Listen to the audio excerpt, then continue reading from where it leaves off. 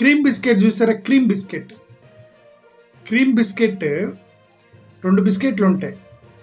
పైన ఒక బిస్కెట్ ఉండిద్ది, కింద ఒక బిస్కెట్ ఉండిద్ది.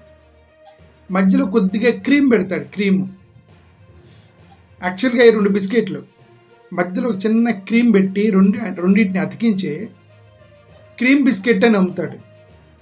అవి యాక్చువల్గా బిస్కెట్లు, పేరు మాత్రం క్రీమ్కి. అలాగే ఇప్పుడు మన ప్రభుత్వాలు ఎలా ఉన్నాయంటే పైన 4th ఎస్టేట్, కింద రియల్ ఎస్టేట్. ముందేమో 4th ఎస్టేట్, వెనక పక్కనేమో రియల్ ఎస్టేట్. వీళ్ళు మధ్యలో ప్రభుత్వం ఉందే, అది క్రీమ్ అయిపోయింది, అది పేస్ట్ అయిపోయింది అనమాట. ప్రభుత్వాలు పేస్ట్ అయిపోతాయి. 4th ఎస్టేట్, రియల్ ఎస్టేట్ మధ్యలో పేస్ట్ అయిపోతున్నాయి ప్రభుత్వాలు. ఆ ప్రభుత్వం అంటే ఏముంది? ప్రజాస్వామ్యమే కదా. ప్రజాస్వామ్యం is the government. Jaganmohan Reddy గారికి సంబంధించిన కట్టిన ఒక ప్రభుత్వ బిల్డింగ్, అదే విశాఖపట్నంలో ప్రభుత్వ బిల్డింగ్. వాళ్ళు ఋషికొండ ప్యాలెస్ అంటున్నారు కదా. ఓకే, ఆ ఋషికొండ ప్యాలెస్ అనే అందాం మనం. ఓకే, అది వాళ్ళు ఒక వీడియో తీసి సోషల్ మీడియాలో స్ప్రెడ్ చేయటం మొదలెట్టి, దాన్ని ట్రోలింగ్ చేయటం మొదలెట్టి ఇప్పటికి 4 రోజులైంది. ఆ వీడియోస్ పబ్లిక్లోకి వచ్చి 4 రోజులైంది. నేషనల్ మీడియాకి సంబంధించినటువంటి జర్నలిస్టులు ఈ 4 రోజులు మన ఆంధ్రప్రదేశ్లో లేరా? ఇండియా టుడే కానీ, రిపబ్లిక్ టీవీ కానీ, రైట్, టైమ్స్ నోవెల్ కానీ, ఎవరెవరైతే ఈ యొక్క అదే విశాఖపట్నానికి సంబంధించిన బిల్డింగ్ని ఇప్పుడు నిన్న నైట్ ట్రోలింగ్ చేశారు నేషనల్ ఛానల్లో. నిన్న నైట్ ఆ బిల్డింగ్ని చూపించి, వీడియోలు చూపించి, అది కూడా స్నానం చేసి ఒక టబ్బుని చూపించి ఎక్కువగా ట్రోలింగ్ చేశారు నేషనల్ ఛానల్లో. వాళ్ళ ఛానల్లో ట్రోలింగ్ చేశారు. ఆంధ్రప్రదేశ్ మీడియా స్ప్రెడ్ చేసి ఇప్పుడు 4 రోజులైంది. ఈ 4 రోజులు ఆ నేషనల్ మీడియాకి సంబంధించిన జర్నలిస్టులు ఆంధ్రప్రదేశ్లో లేరా? సెలవులో వెళ్ళారా? హాస్పిటల్ పాలయ్యారా? సరే పోనీ వాళ్ళకి ఏమన్నా ఈ యొక్క కంటికి కనబడలేదా? ఈ 4 రోజులు సైలెంట్గా ఉండి ఇప్పుడు నిన్న నైట్ ఎందుకు ట్రోలింగ్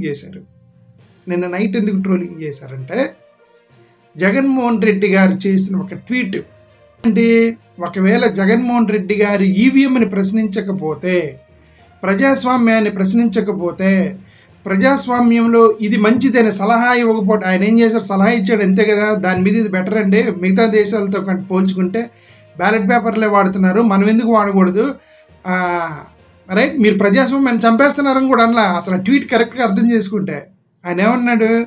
ప్రజాస్వామ్యాన్ని నువ్వు సర్వ్ చేస్తే కాదు, సర్వ్ చేసినట్టు కూడా అనిపించాలన్నారు. అంటే అర్థమైంది, నువ్వు ప్రజాస్వామ్యాన్ని సర్వ్ చేస్తున్నావు అబ్బాయి, నువ్వు ప్రజాస్వామ్యంలో నంబర్ 1 క్యాండిడేట్వి, కానీ ప్రజలు అలా కనిపించట్లేదు, ప్రజలు వేరే విధంగా కనిపిస్తుందని అని అన్నాడు ఆయన. అంతే.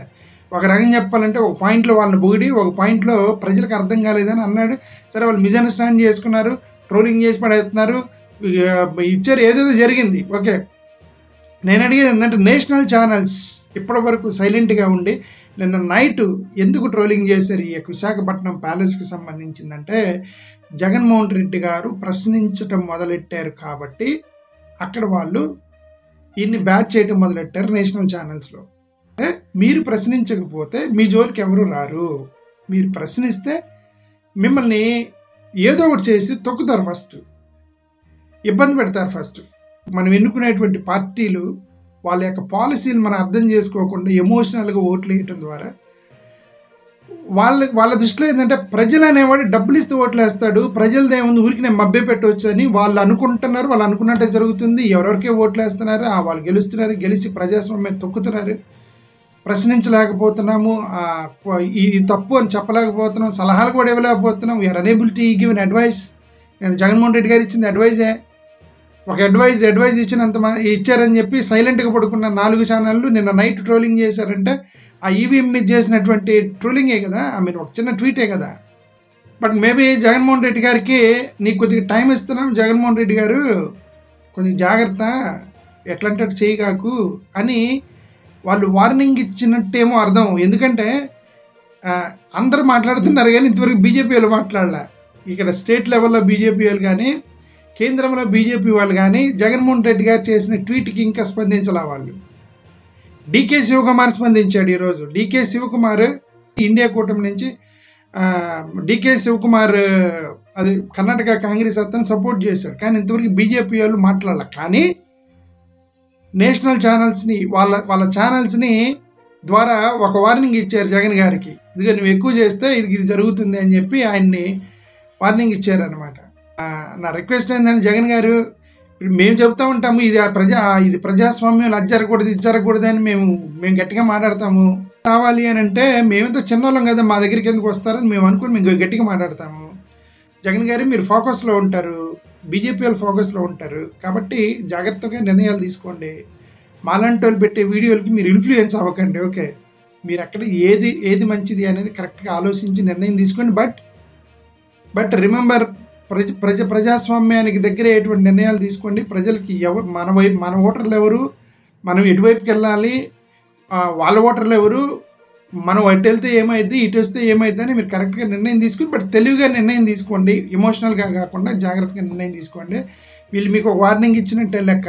నిన్న వీళ్ళు 4 రోజులు సైలెంట్గా ఉన్న ఛానల్స్ నిన్న ట్రోలింగ్ చేశారు జగన్ గారిని. ఆ ప్యాలెస్కి సంబంధించింది అర్నబ్ గోస్వామి లాంటి వాళ్ళ ఛానల్స్ ట్రోలింగ్ చేశారంటే అర్థం.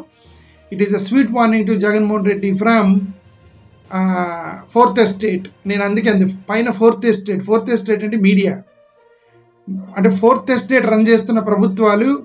ఇక్కడ మన ఆంధ్రప్రదేశ్లో రియల్ ఎస్టేట్ రన్ చేస్తున్న ప్రభుత్వం.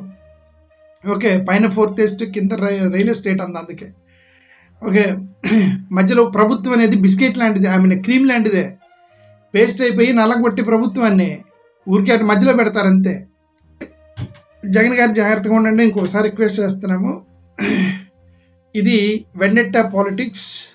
జగన్ గారు బెయిల్ రద్దు చేసినా చేయవచ్చు, వాళ్ళకి వ్యతిరేకంగా వెళ్తే నెక్స్ట్ పార్టీని బిల్డ్ చేయడానికి ఎలాంటి డేరింగ్ స్టెప్పులు తీసుకోవాలి, ఇంకా భయపడుతూ కూర్చోవాలా, అవన్నీ కూడా జగన్ గారికి తెలుసు. బట్ జగన్ గారికి అనిపించిన నిర్ణయాలు తీసుకుంటారు. జగన్ గారు మీకు అనిపించిన నిర్ణయాలు తీసుకోండి, బట్ రిస్క్ అయితే ఉంది. బీజేపీ వాళ్ళు ఇబ్బంది పెడతారు మిమ్మల్ని, ఏమాత్రం కొద్దిగా అట్టి తేడా వచ్చినా జాగ్రత్తగా నిర్ణయాలు తీసుకోండి. ఆంధ్రప్రదేశ్ ప్రజలు మీ వైపు ఉంటారు. ఏకపక్షంగా వెళ్తే మాత్రం ప్రాబ్లం. అదే ఏకపక్షంగా మీరు బీజేపీ వైపుకి వెళ్తే మైనారిటీస్ వీళ్ళ దగ్గర నుంచి మీకు ప్రాబ్లం వచ్చిందని ఇంతకుముందే వీడియోలో చెప్పాను. So please be balanced. అదే మీరు గుడ్ దట్ మీరు ట్వీట్ చేయడంతో కొద్దిగా ఇటు ఈ ఇండియా కూటమి వాళ్ళకి కొద్దిగా ఊపిరి పీల్చుకున్నారు నిజంగా చెప్పాలంటే. ఇదంతా కూడా ఒక సెక్ట్ ఆఫ్ గ్రూప్, మీరు పోగొట్టుకున్న ఒక సెక్ట్ ఆఫ్ గ్రూప్ మీకు దగ్గర అవుతారు, త్వరలో 100% దగ్గర అవుతారు. మీరు పోగొట్టుకున్న ఒక సెక్ట్ ఆఫ్ గ్రూప్, కేసులు అవన్నీ ఉన్నాయి కాబట్టి, వాళ్ళు బెదిరిస్తారు కాబట్టి, అక్రమైన కేసులు పెట్టారు కాబట్టి తెలివిగా నిర్ణయం తీసుకోమని జగన్మోహన్ రెడ్డి గారిని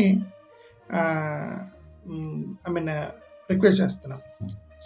లీడర్ని ప్రొటెక్ట్ చేసుకోవాల్సిన బాధ్యత కార్యకర్తల మొత్తానికి ఉంది కాబట్టి, so let us wait what will happen.